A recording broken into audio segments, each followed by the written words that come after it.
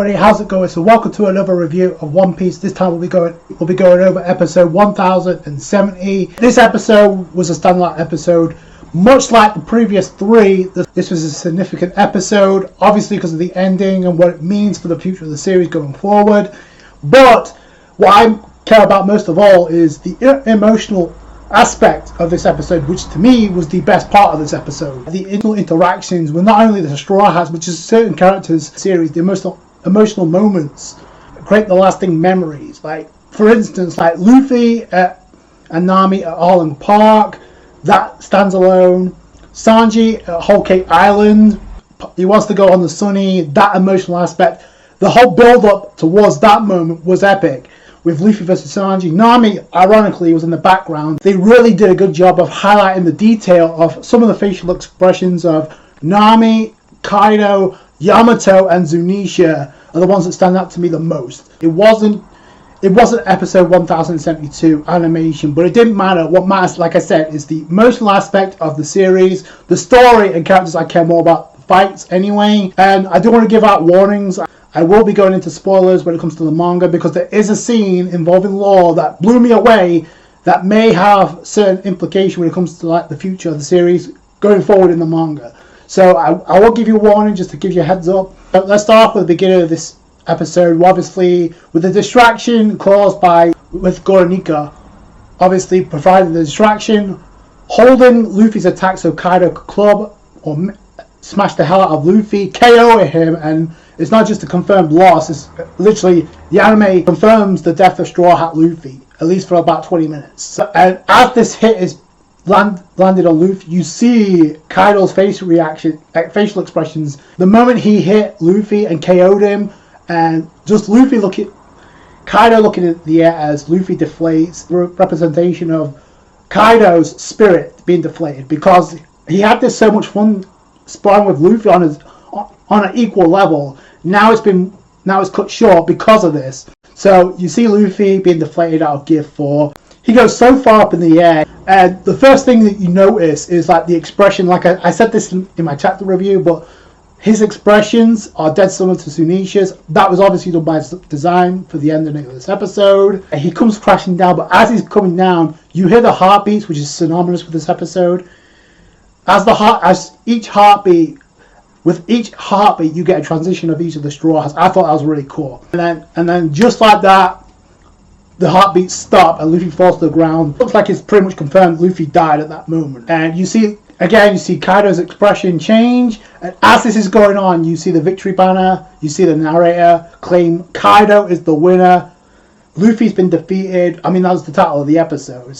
So again, just like the previous episode, they wanted to put that thought in your mind that, oh wow, it's not just like Luffy lost. No, he died. There was a sense of dread in this episode, and I appreciate that because of that. Because they went out of the way to like highlight, no, this is serious. Like Luffy literally died.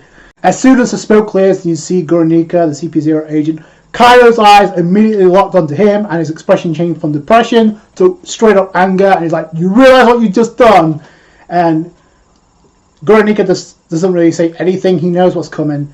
He just like nods his head. Kaido comes in, uses Thunder Bargo Armor. You see the impact of Kaido's attack from afar on top of the skull, and that's how it ends for Goronika. You see the other CP0 agent that was communicating with him in the distance, watching on. He knows what's going on. Like, yeah, I'm bailing. He's out. And then Kaido's demeanor changes after looking at Luffy. The first thing to note, when Luffy was KO'd, you automatically see the cherry blossoms. I thought that was a neat little touch, and it coincides with Yamato's epic moment, powerful moment in this episode as well. Kaido goes into his dragon form, and he's like, "Screw this life." He goes down and he attacks everybody else, or at least he attempts to. Everybody's stunned by this. Why is Kaido here? And Kaido's like, "Oi, bring me your boss. Bring me Momonosuke. Straw Hat Luffy is dead, but if you wish to step up and fight me, go ahead." And like you see everybody else's reaction. Like, I thought it was interesting that Nami was the first one to say Luffy's dead.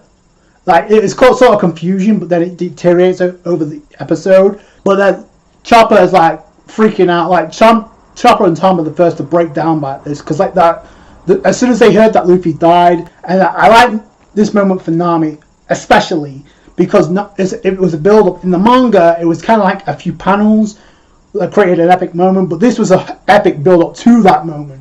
Tama's crying. She's like, "Oh, Luffy's dead. This can't be." And then Nami's reassuring Tama, "Don't worry about it. Even if he's been killed, he won't die." And then she proceeds to march up to Kaido to call him out, but Marco's trying to stop her. And Nami responds like, "You want him to say whatever he wants? Like, this ain't true. It's a lie. You lying lizard snake.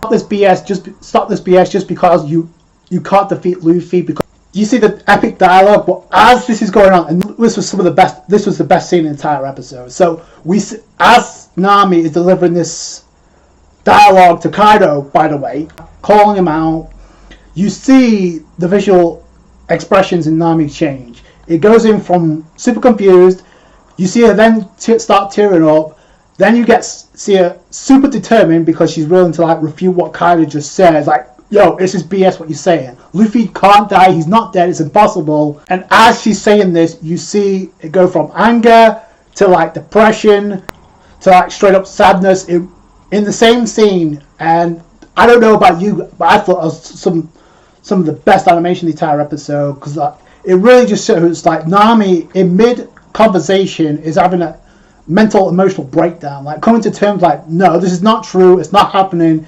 while at the same time, like I just said, she's calling out Kaido.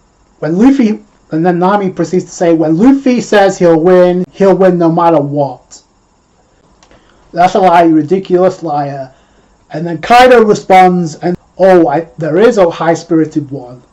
And Nami's like, "I won't believe it." That was actually really cool. It's not just one, it's like they gave this moment a lot of time, and it's not just the one moment Nami gets, it's two.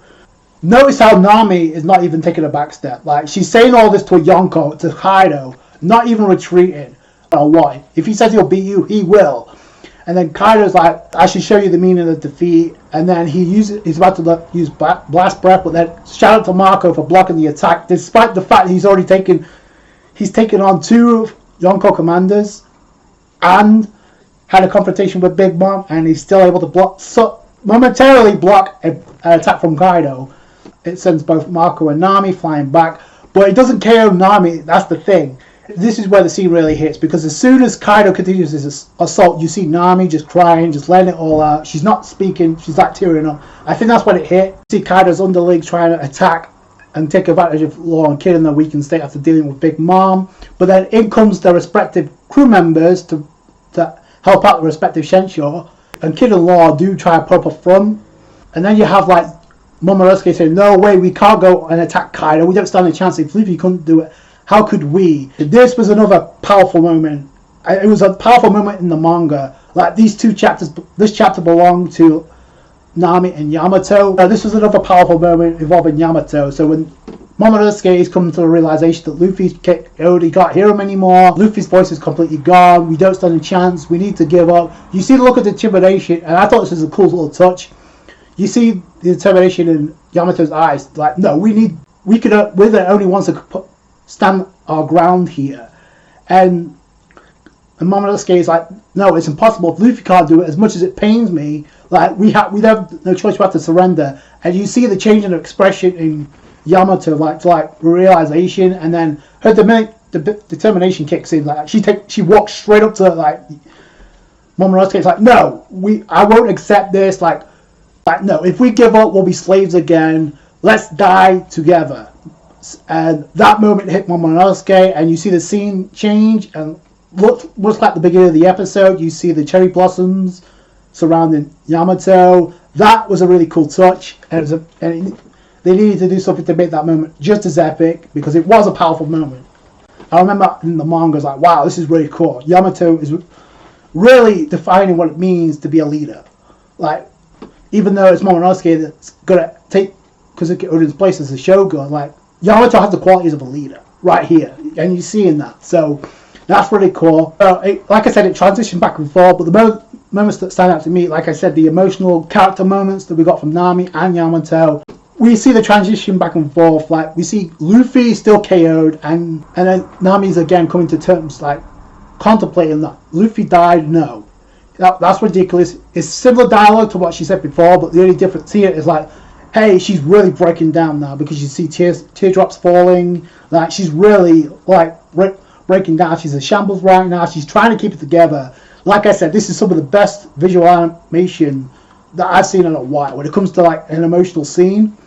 Like the detail on Nami's face, you can tell like it goes from like super trembling, super depressed, like really follows up by saying, Luffy, I know you can hear me, you'll keep your word as always. And then that's when it transitions into the next evolution for Luffy. So I love that transition back and forth, but ultimately Luffy will find a way to prevail no matter what. I know it. So this moment, like, you could chalk this up to being like a huge Luffy and Nami moment, like a lot of people will, and maybe it is to some extent, but to me the most important thing is it's a powerful moment for Nami. And what makes it so much better in the anime is like the level of detail and emotion on Nami's face is nowhere near to what it was in the manga. Like, this was like just like straight up 2 panels, like it was done. Like, they gave Nami 2 scenes to like dedicate, like refute everything that Kaido says. It's similar to what happened with Ulti, but the difference here is like her moment isn't being overshadowed by a Yonko. Like, she's literally standing up to a Yonko and refuting, no, you're wrong. Luffy will find a way to defeat you. I know it. I thought the first 2 defining moments for Nami were against Ulti. After this episode, no way. This is actually Nami's greatest character moment in Wano, in my eyes. It added so much detail and emotion behind it. Like I said, you saw the emotional breakdown deteriorate in front of your eyes. As Nami was saying everything she said to Kaido, that was some great animation. I don't know if anybody takes it the same way I do, but I love moments like this. And then of course, what can I say about the ending of the episode? And this comes after Nami's speech, and then you see Luffy, the close-up, and then all of a sudden, I also thought was a great move is the fact they didn't add any music. They just left it. You hear the wind, then all you hear is, and that's it. That's all you needed to get hyped. You hear the heartbeats, one after another, and as you hear the heartbeats, and this is where I get chills here. It's not what we saw with Luffy. It's look at Zunisha's expression change with the heartbeats getting louder and louder, and all of a sudden the drums of liberation kick in, the OST kicks in, and we're off to the races. Like, and I think the visual that got me the most when it comes to Zunisha is when after the heartbeats you see Momonosuke, what looks to be Zunisha smiling and addressing Momonosuke. I got chills. That entire scene. Like, they not only show the heartbeats, and by the way, we see the smoke or the steam emanating from Luffy's body that's going to be manifesting into his next evolution. They showed up a lot of close-ups to Luffy's heart. Like I said, it was a big part of the episode.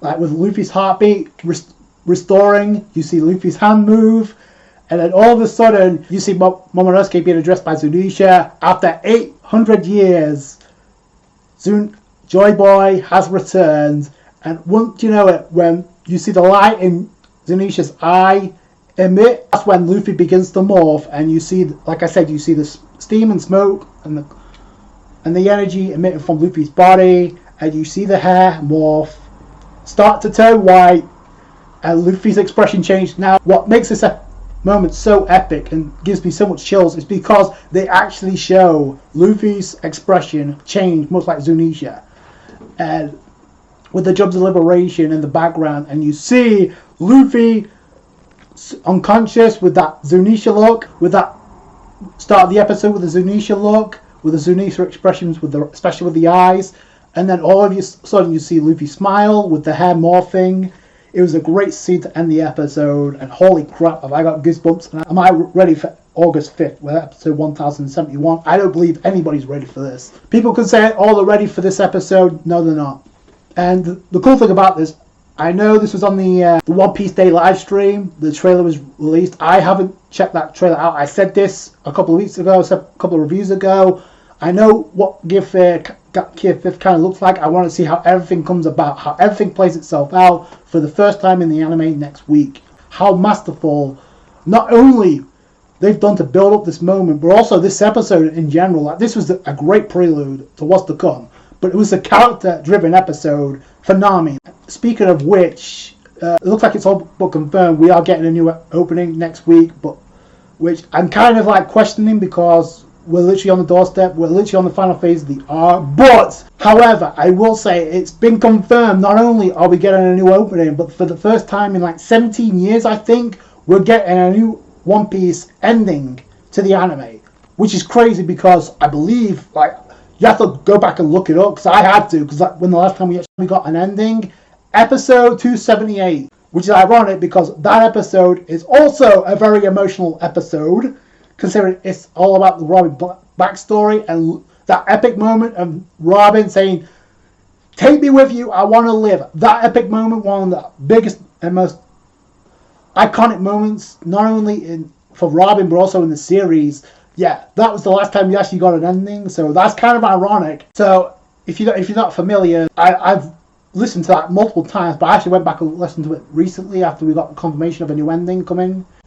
The song is Eternal Pose by Asia Engineer, so that's actually really cool. I will leave the link to that ending in the description box below, so go check that out if you haven't. I highly recommend it, and that's, like I said, that song holds up, so I can't wait to see what this ending sounds like, considering the ending is by Chili Beans, and the ending song's going to be called Raise. I can't wait to hear that for the first time next week, as well as the new opening. To make this decision to actually reintroduce a new ending for the anime, it was a great choice. Whether it was Oda's decision or whether it was the studio's decision to have this happen, who cares? Like, it was a great decision nonetheless. I can't wait. It's going to be such a breath of fresh air to hear a new ending for the first time, like I said, 17 years. So the last thing I want to touch on, obviously, I'm going to dive into spoiler territory here when it comes to like the manga, because there is a scene of this episode that carried through a loop. I mentioned at the beginning, so if you don't want to watch and if you don't want to be spoiled about manga content or what happens going forward, then thank you for watching. Catch you guys later. So, if you guys are up to speed with the current events of the manga, with what we saw with last night's episode, there is a scene involving law which really threw me for a loop, and the reason is, and if you follow the manga, you know what I'm talking about. Okay, so after Kaido announces that Luffy's dead, you see everybody else's reactions, and you see, first off, you see Law's reaction, and then you see Kid's reaction. The reason why Law's reaction stands out is because that dialogue and that moment was not in the manga. It was not in that chapter. So that's the first thing that threw me for a loop. You guys need to send me a page that I must have missed, because I must have missed that panel, because I do not see that, and I've read this chapter twice in the last 8 hours. I've witnessed no scene or dialogue that comes close to what Law states here. So, as this is going on, Asuka to announce his defeat, and then you see Law, you see the shot of the roof, and you clearly see Law talking, because he's like, Mugiwara, which is classic Law dialogue. Straw Hat Yar's voice is gone. Now, at the beginning of the episode, it's similar to what Momonosuke says, when Momonosuke freaks out, I can't hear it anymore. So, I thought that was kind of interesting. And like I said, that dialogue was not in the manga. And it kind of gets me to wonder, did Oda have the studio implement that scene last night into that episode with dialogue from him saying, this is what I want you to input in this episode involving Law? Because there's no other reason to showcase that scene with that dialogue. I'm sorry, unless it means something going into the future. And speaking of which, when it comes to like, it's not just Law, and this doesn't come out of nowhere. First off, we saw in chapter 1015, episode 1015, chapter 1015, where Luffy gets KO'd for the third time. Luffy gets defeated the previous time and gets sent falling off on Onigashima because he was too inexperienced to use Hunts Conqueror's Haki. He gets KO'd, and like he literally falls into the water, and he's literally reassuring Momonosuke, tell everybody it's okay, I got this, I'm going to defeat Kaido no matter what. However, when it comes to like who was able to hear that, who was able to hear Luffy talking, only the Heart Pirates underwater saw Luffy fall in, and then this is what the Heart Pirates say. How could he be speaking in the water And I'm like, okay, first off, if Luffy was talking out loud, which we clearly see he wasn't, he was only talking to Momonosuke, then we would have seen the reactions of all the Straw Hats during that speech, instead of Momonosuke passing on that speech and then getting the reactions of the Straw Hats. We would have gotten that at the same time. But the fact that the Hard Pirates did that and not the Straw Hats, it's like I said, this didn't come out of nowhere. And with Law in this episode claiming he couldn't hear Luffy's voice anymore, Straw Hat Yard's voice anymore. So the only implication we've gotten so far with Law when it comes to like being able to sense things involving Luffy was in Dressrosa. When Luffy fought Doflamingo and went into Gear 4 for the first time, Law's literally stating it's impressive, but he's using way too much Haki. The implication being he was able to detect how much Haki this was robbing off Luffy just going into Gear 4. Like he knew, like he sensed it. So go back and watch that episode if you don't believe me. We have never gotten dialogue from Law like this, ever. And the fact that this wasn't in the manga but the episode, like I said, and given the way that the anime has handled certain details, that's been one of the most important aspects to the Wano arc in my opinion. I don't think they would just add that in there just for the hell of it if there wasn't a reason, or if somebody gave them a heads up to use that dialogue.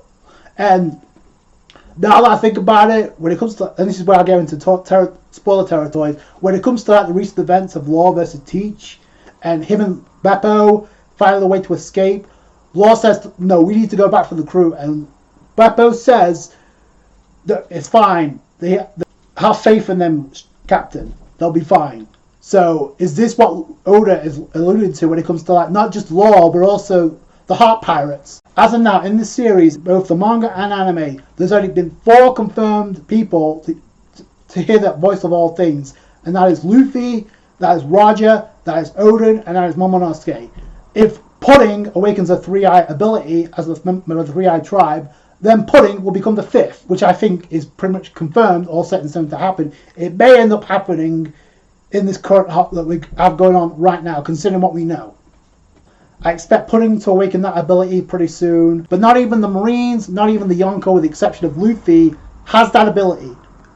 Not even Whitebeard have that ability. The Marines doesn't have that ability. Garp, Shanks doesn't, and Kaido doesn't have that ability. But somehow Law is admitting some similar dialogue that we see in Momonosuke, when only he can hear certain things that nobody else except him and Luffy can hear. I don't know, man. I don't know if you want to allude that to Law possibly have the ability to hear all things. And if that's the case, him and the crew, because they literally said something they shouldn't have been able to hear when Luffy wasn't talking outright. So maybe Oda decided, hey, make sure you include that dialogue, because he couldn't do that in the manga.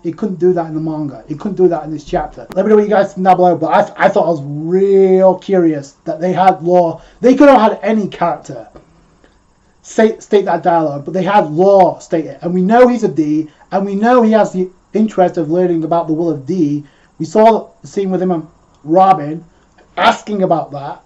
So yeah, I'm real curious now, and this may be the reason, maybe one of the reasons why Law escaped Teach in the first place. I don't know, this episode was like one for the history books in terms of like the emotional aspect. This is definitely one of the best emotional episodes I've seen in a long time.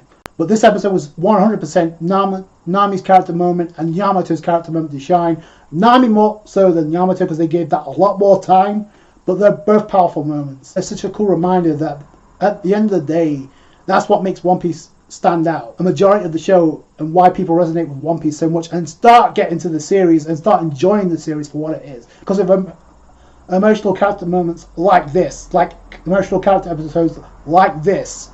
I know what Gear 5 is more or less going to look like, but like I said, it's how everything comes together. It could very well be if everything plays itself out, and if everything we've seen thus far pales into comparison and this episode stands alone, that's what this episode needs to do. It needs to stand alone from the reveal of Ultra Instinct, and if that's the case, this could be this generation's version of Goku going into Super Saiyan for the first time experience. Time will tell, but let me know what you guys think down below. I thought it was a great episode. There's a lot of stuff to come out from it, even though it wasn't action orientated. But like I said, what matters the most is character dynamics and the emotional aspects of the series. So this was a fun episode for me. So I can't wait to see what they do. It's going to be action oriented next episode. I wouldn't miss it for the world. Let me know what you guys think down below. That's going to do it for you guys. Thank you so much for watching. I appreciate all you guys' support. Subscribe to the channel for One Piece. Catch you guys later. Thanks guys. Bye.